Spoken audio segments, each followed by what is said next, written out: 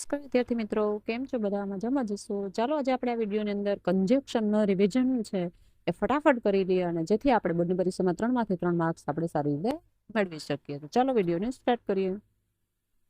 Choosing the correct conjunction from those given in the bracket. કૌંસમાં પહેલા શબ્દનો ઉપયોગ કરી અને વાક્ય છે સંયોજકથી જોડો. તો સૌથી પહેલું છે Amit will see a movie અને Amit will read a book. Amit કરતા એક જ છે અને એક સી અ મૂવી છે. બે ઓપ્શન આપેલા છે, એટલે ક્યાં તો આઈધર અર્થથી જોડાય અથવા નાઈધર અર્થથી જોડાય. તો અહીં વિદ્યાર્થી મિત્રો નોટ આપેલ નથી, એટલે એટલું સાવ સરળતાથી આપણે જોઈએ તો કે નોટ આપેલ નથી, એટલે નાઈધર અર્થથી આપણે વાક્ય બનશે નહીં, તો આધર અર્થથી બનશે. તો ચલો વાક્ય બનાવી.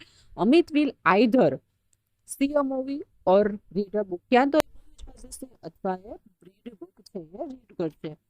એટલે પેલું વાક્ય આઈધર છે એ પહેલા ઓપ્શન છે એની પહેલા આવશે, અને ઓર છે એ બીજો ઓપ્શન છે એની પહેલા આવશે. ખાસ યાદ રાખજો વિદ્યાર્થી મિત્રો.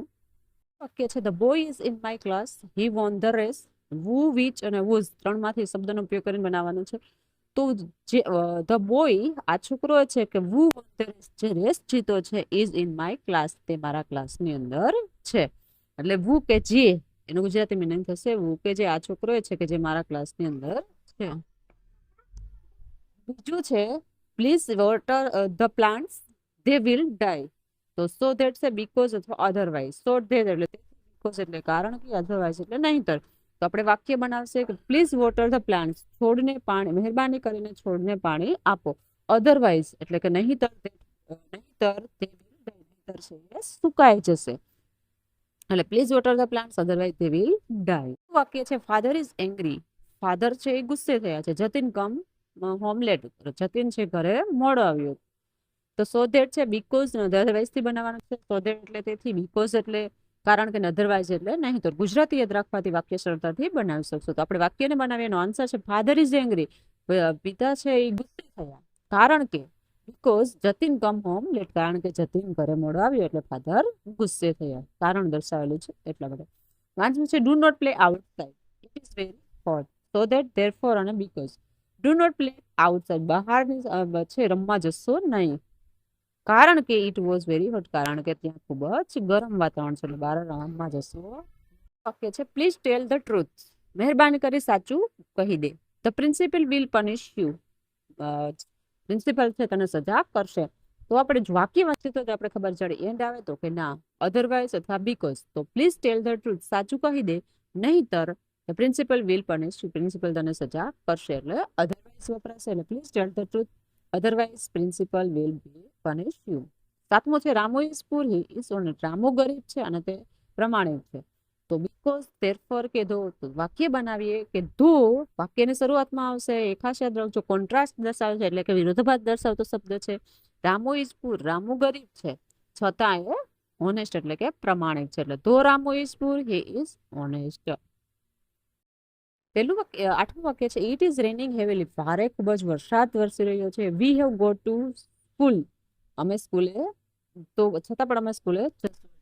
બટ ધેરફોર બીકોઝ, તો ઇટ ઇઝ રેનિંગ હેવીલી, ખૂબ જ વરસાદ હતો, બટ પણ we have to go to school, અમે સ્કૂલે ગયા હતા. વરસાદ હતો પણ અમે.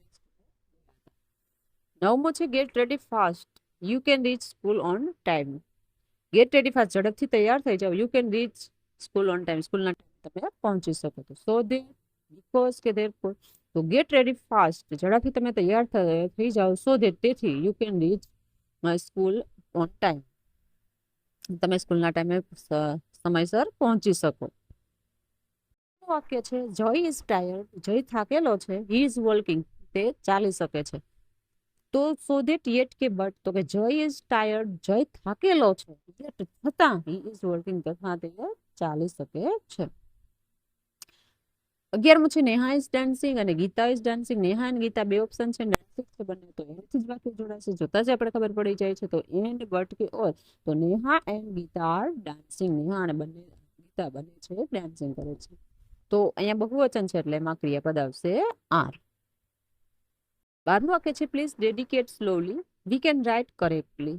તો એનો આન્સર છે please dedicate slowly so that we can write slowly, ધીમેથી એને ડેડિકેટ કરવાનું, સો ધેટ તેથી વી કેન રાઇટ કરેક્ટલી, તે સાચું છે લખી શકે.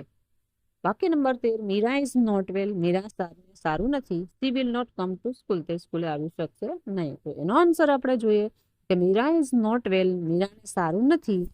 Therefore not come to school, મીરાને સારું નથી તેથી તે સ્કૂલે આવી શકશે નહીં. વાક્ય છે ગો ટુ ધ માર્કેટ, માર્કેટમાં જા, ગેટ મી સમ વેજીટેબલ્સ, અને મારા માટે થોડા વેજીટેબલ્સ લઈ આવ. તો સો ધેટ ઓર એલ્સ કે and, go to the market, માર્કેટમાં જા અને ગેટ મી સમ વેજીટેબલ્સ, મારા માટે થોડાક વેજીટેબલ્સ લાવ.